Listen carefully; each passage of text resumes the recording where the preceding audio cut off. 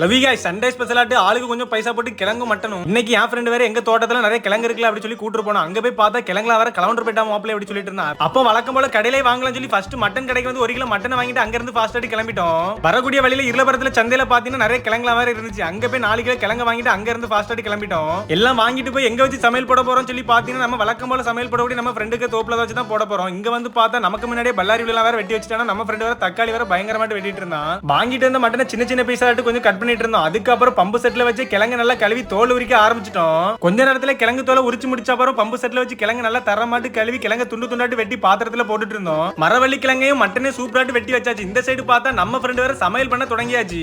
நம்ம சமையல் மாஸ்டர் வீட்ல இருந்தே வரும்போது மசாலா ஐட்டம்ல வேற சூப்பராட்டு பார்சல் பண்ணி எடுத்துட்டு வந்துட்டான். அதுக்கப்புறம் தக்காளி உள்ளி எல்லாம் போட்டு நல்லா வசக்கிட்டு இருந்தானுவன். கிழங்கு அவிக்கிறதுக்கு தனியாட்டு ஒரு அடுப்பை போட்டு அதுக்குள்ள வெட்டி வச்சு மரவள்ளி கிழங்கு எடுத்து போட்டு விட்டாச்சு.